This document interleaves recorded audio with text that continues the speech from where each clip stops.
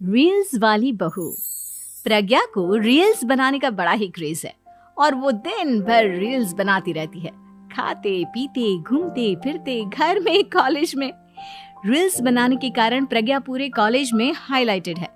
जहां उसकी रील्स सभी को पसंद आते हैं, वहीं मनीषा चिंता में डूबी रहती है। एक रोज जब खाते हुए प्रज्ञा रील्स बना रही होती है, तब मनीषा कहती है, 1 मिनट भी चैन नहीं है इस लड़की को। ये नहीं कि खाना तो आराम से खा ले, लेकिन नहीं, अरे थोड़ी देर रील्स नहीं बनाओगी तो आसमान नहीं टूट पड़ेगा। अरे मम्मी, इसी को तो कहते हैं डिटर्मिनेशन। तुम नहीं समझोगी ये सब। भगवान, इस लड़की को सद्बुद्धि दे। जब देखो तब टेढ़ा बाका मुंह बनाती रहती है। मनीषा की बात का प्रज्ञा पर जरा भी असर नहीं होता और वो खाते खाते रील्स बनाती रहती है। दिन बीतने लगते हैं और देखते देखते प्रज्ञा का कॉलेज भी खत्म हो जाता है। आए दिन कोई ना कोई मनीषा को प्रज्ञा की शादी करवाने का सुझाव दे जाता है। सब ठीक ही कहते हैं, प्रज्ञा की शादी कर देनी चाहिए। अपने घर के काम काज में व्यस्त हो जाएगी तो खुद ही ये रील्स और नाच गाना बंद हो जाएगा। मनीषा और प्रेम प्रज्ञा के लिए एक अच्छा लड़का ढूंढने लगते हैं और तभी विकी का रिश्ता प्रज्ञा के लिए आता है, जिसने प्रज्ञा को उसकी रील्स देखकर पसंद कर लिया था। अगले दिन विकी अपने माता पिता के साथ प्रज्ञा के घर पहुंच जाता है और प्रज्ञा साड़ी पहने हाथों में चाय की ट्रे लिए उनके सामने आती है। जब विकी को पसंद है तो हमें भी बहू पसंद है। बहन जी, आप बारात की तैयारी कीजिए।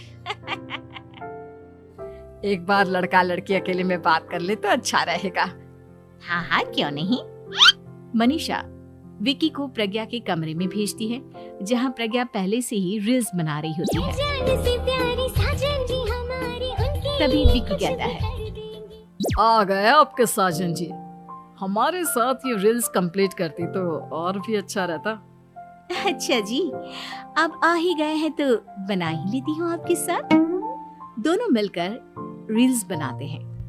जब वी मीट और तुरंत पोस्ट भी कर देते हैं। फिर विकी कहता है, जब आप साड़ी में चाय लेकर आए तब मुझे लगा कि कहीं मैं गलत घर में तो नहीं आ गया।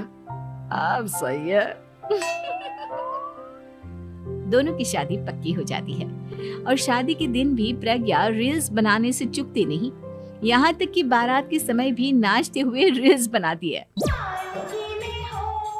सभी लोग प्रज्ञा की तारीफ के पुल बांध देते हैं और प्रज्ञा नाचती गाती अपने ससुराल चली जाती है।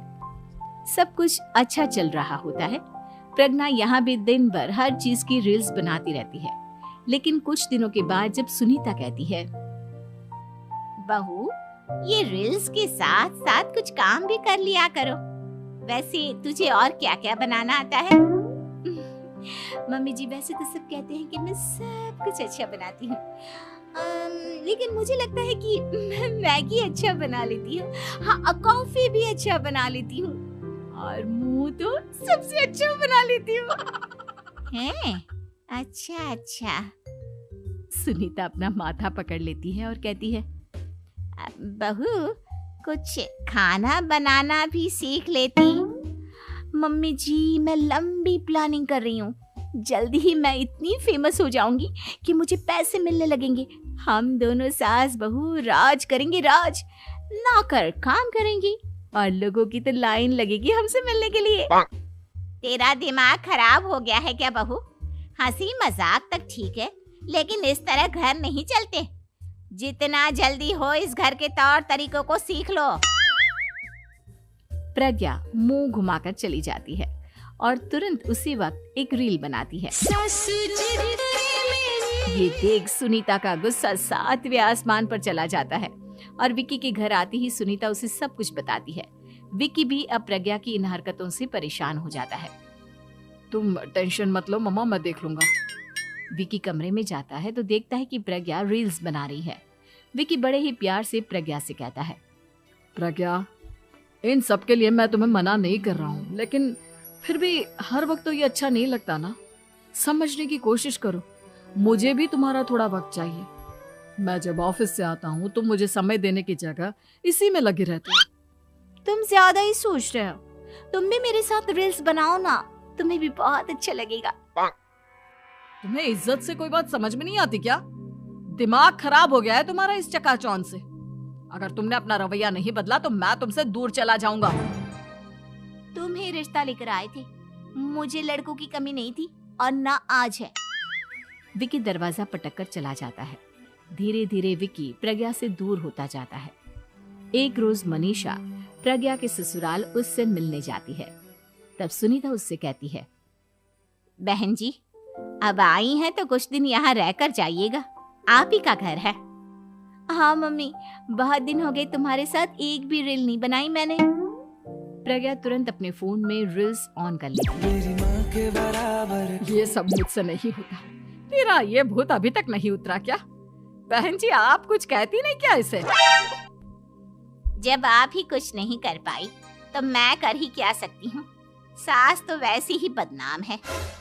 शाम को घर की लाइट चली जाती है और मनीषा प्रज्ञा से कहती है, मेरे घुटनों में बहुत दर्द हो रहा है, तू लाइट का कुछ इंतजाम करना बेटा। अच्छा, कैंडल जला देती हूँ मम्मा।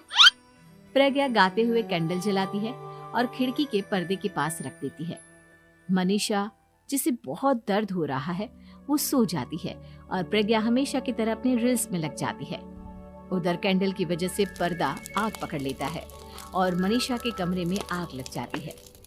बचाओ, कोई है, बचाओ। सभी भागते हैं और विकी कमरे की आग बुझाने में लग जाता है, लेकिन तब तक मनीषा आधी जल चुकी थी। मनीषा की हालत देख प्रज्ञा रोने लगती है। विकी मनीषा को तुरंत हॉस्पिटल ले जाता है और उसे एडमिट कराता है। विकी प्रज्ञा से कहता है, देख लिया ना, तुम्हारे इस नाच गाने की वजह से आज तुम्हारी माँ की जान जाते जाते रह गई। अब पता नहीं तुम और क्या चाहती हो। उधर डॉक्टर कहते हैं, इनकी हालत बहुत नाजुक है, आधे से ज्यादा जल चुकी है। प्रज्ञा रोती हुई मंदिर में जाती है और भगवान के आगे जाकर कहती है, भगवान, मेरी माँ को ठीक कर दो। मैं कसम खाती हूँ, हाथ से ये रील्स बनाना छोड़ दूंगी। बस मुझे मेरी माँ वापस मिल जाए।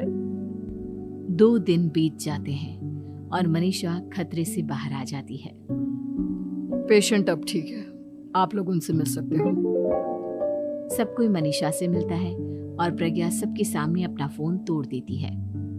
मुझे माफ कर दो मम्मा, मैंने तुम लोगों की बातों को नजरअंदाज किया। बेटा, कोई भी चीज जरूरत से ज्यादा खराब है। मैंने तुम्हें रील्स बनाने से कभी मना नहीं किया, लेकिन हर वक्त एक ही चीज तो सही नहीं है। मैं समझ गई हूँ मम्मा, आई एम सॉरी। प्रज्ञा उस दिन से रील्स बनाना छोड़ देती है और पूरी तरह से अपने घर में लग जाती है।